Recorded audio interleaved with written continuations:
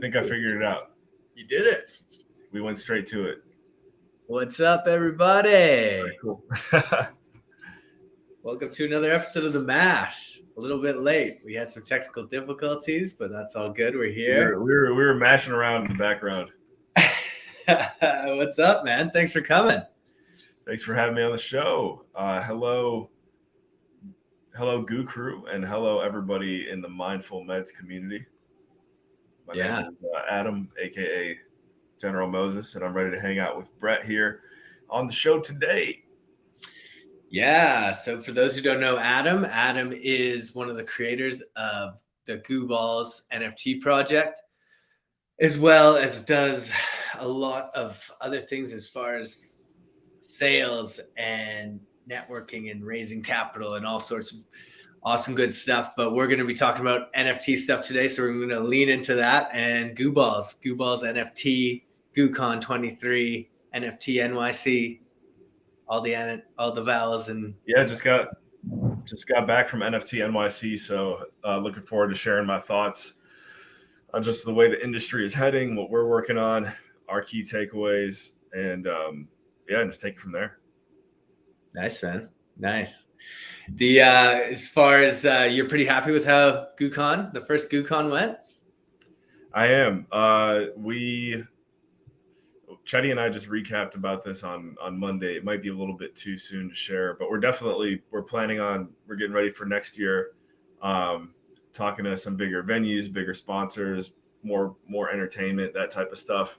But as far as this year, I think, don't get me wrong, we had some really good DJs there. And as far as my adventure into the world of music production, some really good relationships built with Ellis Moss, with Kapowski.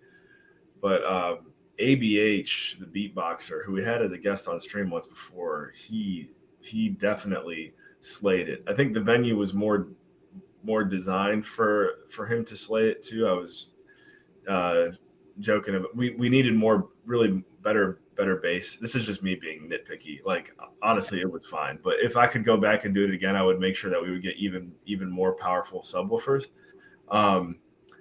So because we didn't, the way that ABH can manipulate the sound system with his the way he beatboxes, it was just vibing throughout the whole building. It was crazy. So I think it was Chetty had a story. I saw it. It looked awesome. It looked like he was crushing it.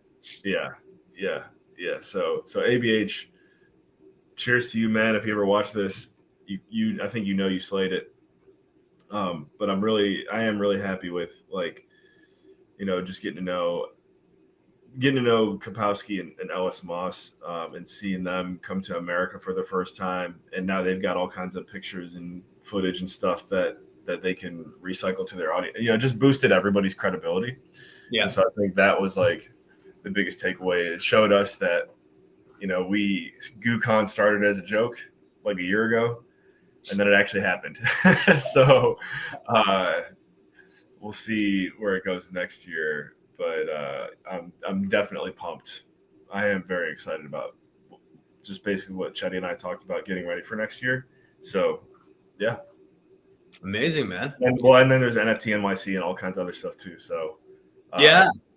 Well, I'm proud of you guys though, man. It's a big thing. It's funny to joke about it, but to take it to the next level, and it's like COVID. I remember when COVID was a joke, and then all of a sudden the whole world shut down.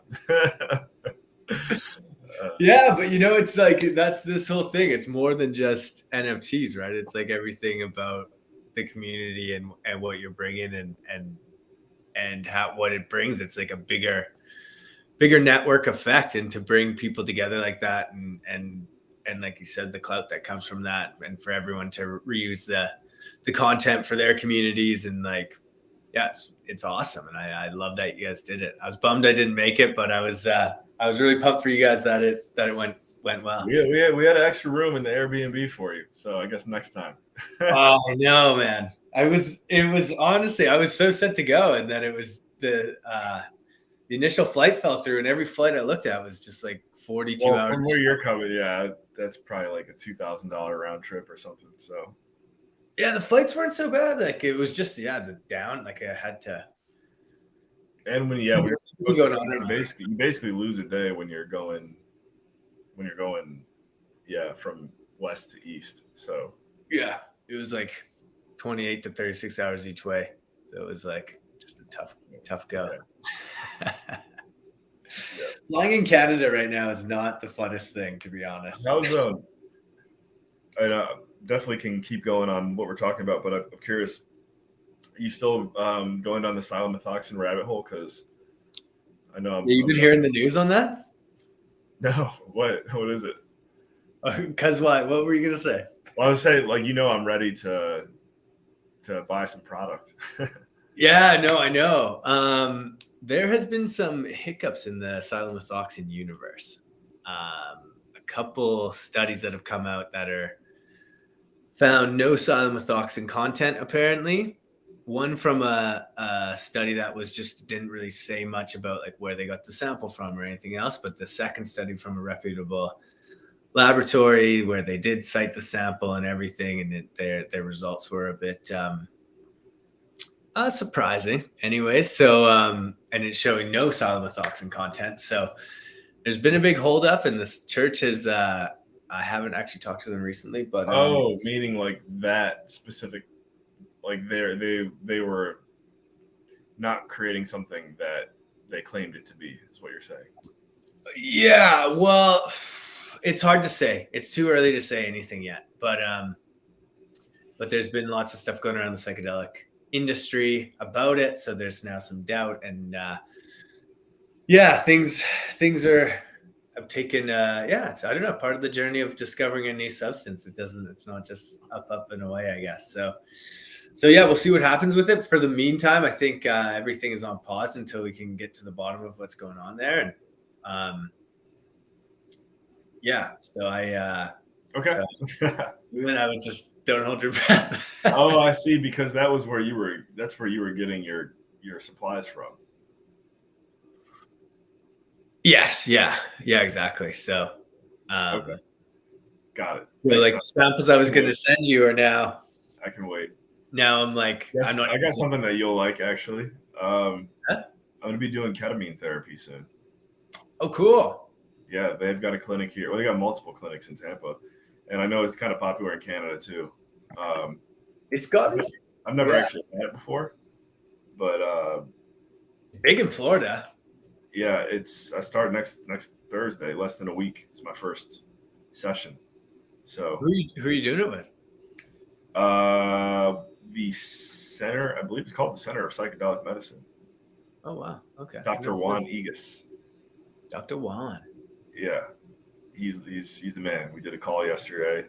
I got to meet with a therapist before I go in, just because they do like I guess they just make sure that I am crazy, but they make sure that I'm not crazy before. Be a little crazy though. Come on. Yeah. So we all need to be a little bit crazy, or else life gets boring. Yeah. Cool, man. Well, that's exciting. You got some intention behind it, or is it just kind of something that's come your way and it's like?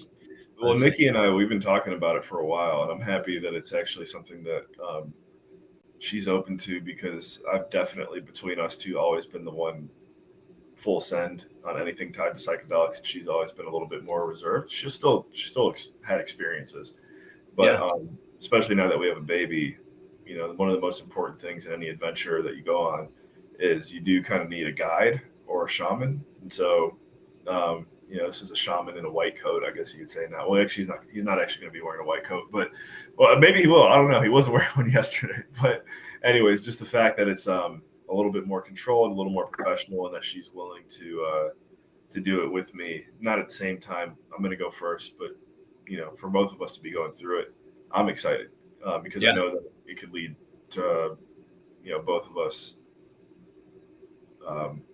just having a similar experience, maybe with other medicines.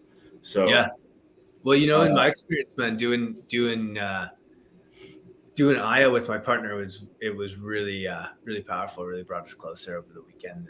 I've done it a few times now, and it's you really start to really get into that oneness, and it can be quite powerful. Yeah. Well, also a thought that comes to mind is, did they mention anything about, because my understanding with ketamine is it's really great for the receptor reset. So that would also, what you would think be really good for postpartum depression and stuff for women who have just recently had a baby. Yeah, I want to say this too because I know Dr. Moshi and or Dr. Motion and Justin Clayton and Keegs are in the comments right now. So just want to say what's up. Well, I think that's Keegs, could be Chetty, but yeah. How you doing? As far there's Is your ketamine doctor here? Huh? This is your ketamine doctor here in the chat? No, I didn't tell him. I mean, he probably would too if he's available. I bet he would tune in. He'd be a good guest for the show too. Oh, he'd be a great guest. Yeah, he's the man. So, but I can't remember the benefits from what I'm seeing outweigh any potential negative. So I'm really looking forward to it. It's 6 sessions. So I go in next Thursday, then next Saturday, then Thursday and Saturday again, and then Tuesday, Thursday. Do they intentionally do it? That's wild. Do they intentionally do it like 1 and then 2 days later and then 2 weeks off like that? Yeah. Because I was looking at other places in Tampa that do it, and they all follow a similar 2 to 3 week recommended 6 sessions, 2 to 3 weeks. It's pretty much the standard here. I didn't know what to expect, but it seems like that's what you do. So, cool. Oh, nice, man! I'm pumped for you. I've never had this, medicine before either. I've had a lot of medicines, but not ketamine. And ketamine seems a little bit more like from a lab, I guess. But if it's the one that gets my wife on board to start exploring more, then I'm gonna fully support it. For sure. Cool to do that too, and at the stage of your guys' relationship and where you're at, and what you guys are up to, and just having a baby. And we'll have to, Micah, we'll have to go tap into the milk storage during her sessions because I guess Micah could get a little buzz going if he wanted to, but that's the only thing we have to be ready for. That's it. I have admittedly explored ketamine in a more social setting a few times. One time accidentally, and I did go into a K-hole, which was not a fun experience. I've heard of them. I've never had it before. Very trippy. You can't move, and you just see it. You're aware of everything, but you can't move your body, and you just feel like you're in like a time warp. Yeah, I've been told that it's I guess as far as recreational, it's kind of a good. I've heard it's kind of a good move if you have it in the right dosage because you basically get the effects of if you're going out to a party and you take the right amount, you'll get the same effects as if you had call it 3 to 6 beers from a little bit, but then you wake up the next day and you don't have a hangover, and you also didn't just pour a bunch of alcohol into your body. So I know it sounds funny, but I've heard jokingly that it's actually the more responsible choice between that and drinking.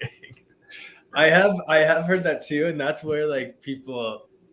But I've never actually seen people follow that where they like. But then so then they just end up having like 12 drinks. We had someone on our stream before. It was actually before we got into Goo Balls that they lived in China for a while, and I guess it's very mainstream in China according to this person. Like it's like alcohol, ketamine, and like I don't know, maybe like weed. They basically treat weed like it's cocaine there, but apparently you can just get ketamine at like a bar when you go out in China. Really?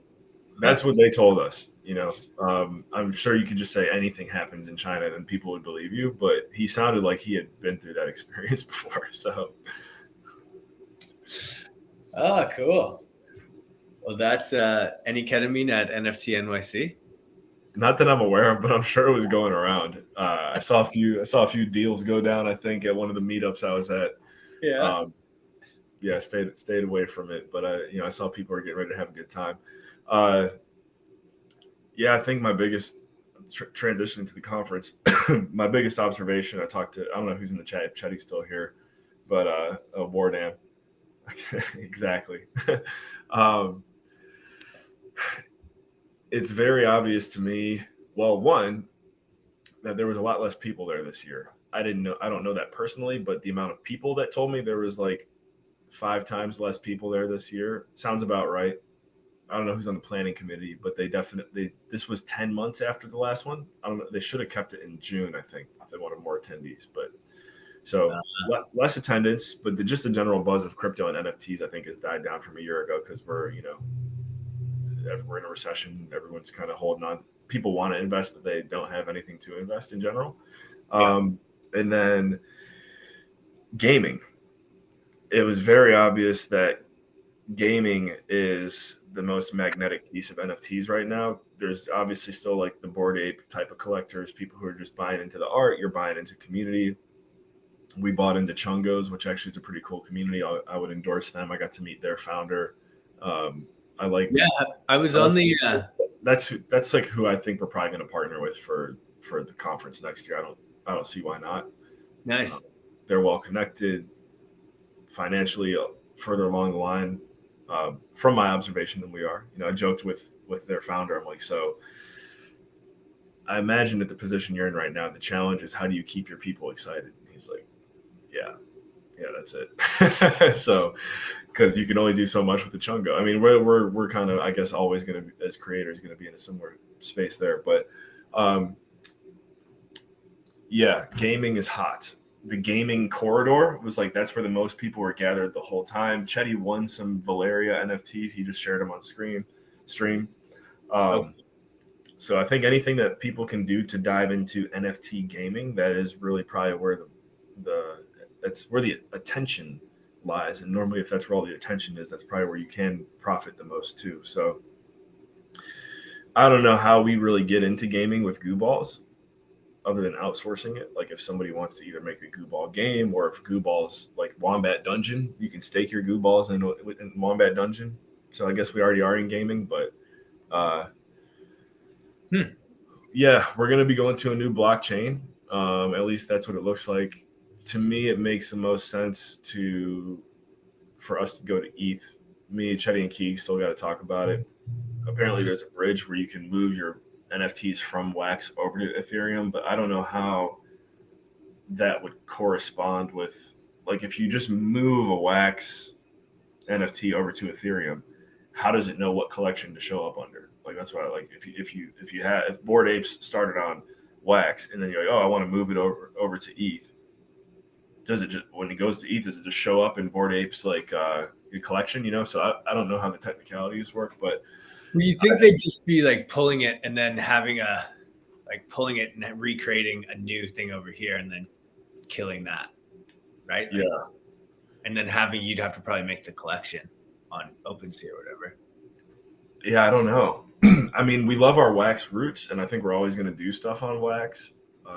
It's where our community lies, but it just became every single day became more clear to me that we have to have some kind of presence on ETH, because anyone who is no one at the conference even knows what Wax is in general, other than Atomic Hub was there, which is kind of weird to me that the fact that the actual Wax team didn't have any representation there, I think besides like our founder,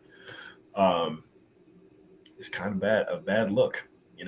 Like it's the biggest NFT conference in America, to my knowledge, every year, and there's no Wax blockchain representation. What's going on there? I've been told they're more focused on development right now. Cool, but like, come on. It was basically us, Atomic Hub, and like Crittercraft, shout out. So I think it's obvious to me everyone there had an ETH wallet. Some people in Wax, they they'll like kind of throw stones at Ethereum holders, like, oh, Ethereum is for the rich, blah, blah, blah. Well, guess what? We're a rich project, so we should probably be hanging out over there. That's how I see it. Such a poor outlook. Ethereum's for the rich. That's just like, I don't know. I've never been that's able fair, to. I think you're making a call, to be honest. Like, you gotta go. Oh, soon, yeah. I'm going on a rant here. I did this rant on stream the other day too. It's just like, I don't know. I feel like I've been through enough circles in life now where if you want to create wealth in your life, it sounds stupid, but like you have to you basically have to manifest it and believe that you belong there and believe that you are a premium product or a premium service. And so like you can put the same amount of time and effort into collecting wax NFTs that you put the same amount of time and effort into collecting Ethereum NFTs. It's just up to you. Like somebody who wants to join our mastermind, they just spent like a decade of their life running a small like clothing boutique as an entrepreneur. It was successful, but they could spend the exact same amount of time raising capital and probably profit for them and their family 10 times more than they were selling clothes. So no, dude, you're just saying, like we gotta at least stick our toe in the water with Ethereum. That's what I'm saying. Yeah, you're in the right place. There's nothing stupid about that at all. I very much believe we create our reality with what our belief is. So you feel like you feel what you're creating, what it is. You envision that, you manifest it, whatever you want to describe it as. But I think psychedelics helped me realize that. Exactly. You know, it's all energy. The hologram and how it all comes together. It starts to change your perspective a little bit. Yeah. Yeah, nice, man. Well, I'm pumped for you guys. That's going to be. I think it's time. You know, you're going to be doing GOOCONs and doing these things. It's time to buckle up. So, big boys. We don't have too many people, at least on Twitch, I can see tuned in right now. So this is a little sneak peek for next year. This is coming from Chetty too. I want to make it clear. I wasn't even thinking about this. So I'm flattered that he was the one who thought of it. And I think he was thinking it because I'm building out just kind of in the background, the music production career. He's like, I think next year, instead of calling it GOOCON, we need to basically make me the face of the event, sponsored by Goo Balls. Yeah. You know what? I was like, you know what? That makes a lot of sense, because even when I was at the conference, shaking hands, talking to people, inviting them to GOOCON, I feel like it would have hit them even harder if I was like, hey, come to my party. You know? So I love that. We're thinking about that right now. So are you going to be DJing at this party, or is this just the Adam Carswell experience? Well, it'll probably be something tied to the word Moses, keeping it in brand with my Twitch and NFT alias, and music alias. But ideally, we would like to partner with someone who has done this before, who knows what needs to go into launching an event. So that way, for example, I could spend more time driving traffic to the event, spend more time preparing a set, because I think probably by a year from now, I will be ready to perform live. So nice. Yeah, that's an idea. That's a very hot leaked idea that I probably wasn't supposed to share, and Chetty might get mad at me, but whatever. Well, we can edit it out. No, that's fine. Well, I'm pumped. I'm pumped for next year. Gonna make it happen. New York City's great. I've never been before. How was the game? You guys went to the Yankees game too, right? Yeah, that was a bit of a nightmare. Initially, just because we got our tickets, bought them in the day of, but we got them before we got there. And then Ticketmaster, we weren't the only Ticketmaster. The app was acting up, not just with us, but with several other people. So we ended up getting in there by maybe the second inning. And the way they changed the pitch clock this year, so the games go a lot faster, which is cool. It makes it more intense, but the games go faster. So we didn't get to catch the whole game, but as soon as we walked in, someone hit a home run. Another person, whoever bats after Aaron Judge, hit a home run too. It was lit. Nice. It was now I think about it, it was insane the amount of people there for a Saturday game. Saturday afternoon, regular season game. The Yankees are the real deal. I think I might even become I do like the Cleveland Indians. I used to work there, the Guardians, but you gotta admire. You have to at least admire number one. You gotta admire who's the best. I think. I got my Yankees hat in the car. I wish I was wearing it. Um, I know I'll get heat from that. From pretty much everyone does hate the Yankees, but there's a reason why, because they're always the best. So all the Blue Jays fans seem to really hate the Yankees as well. Yeah, definitely. But as Canadians, we're just expected to always all cheer for Toronto. But I'm getting a little sick of all this like Toronto bullshit. Yeah, except for in hockey, I guess. You're in it first. Oh, how about the Leafs? I thought they were just going to get wiped again, and then they answered right back with a blowout. I don't know if you saw that. I did, yeah. Nice to see. I'm a Winnipeg Jets and Edmonton Oilers fan, so. But cheering for the Leafs too. We got 3 Canadian teams in there. Jets first, Oilers second. Leafs. Oh, the Jets in the playoffs this year? Yeah. Oh, they lost to Vegas last night, so it's 1-1, and now in the series they won the first one. Cool. But it's been good playoffs so far, man. Great teams, really competitive, big hits. Yeah, I'm rooting for again, like whatever. I'm rooting for the Warriors in the West. I do like the Clippers too, but you got to admire. We're on basketball. What? Oh yeah, some basketball. I'm keep looking at my clock. We got like 2 minutes here, but I know all of the Goo crew, or especially the ones in Cleveland, are going to hate me for saying like, "Oh, we're supposed to be rivals with the Warriors." Yeah, that was like that.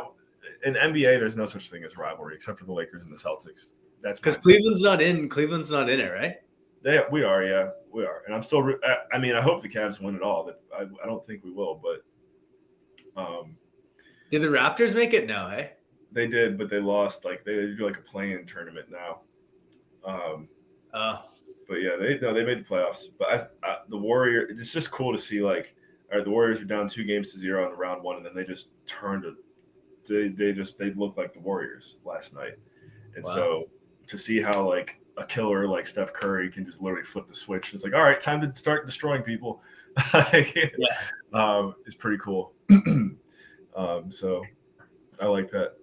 Awesome. All right, man. Well, I know you got to run here, so thanks for coming to hang out. Thanks for the synopsis on NFT NYC. I'm glad it went good for you guys. Yeah, we're going to do General Moses with my music. We're also using an app called Bounty Blocks, going to figure out a way. So anyone who has a Goo Ball, they'll get my music dropped to their Wax wallet. All right, so we're not leaving Wax, but yeah. Oh, sick. Yeah. All right. Another reason to own Goo Balls. Hold on to those balls. Balls. The Goos are coming. All right. Thanks for coming to hang out today, guys. All right, guys. Peace.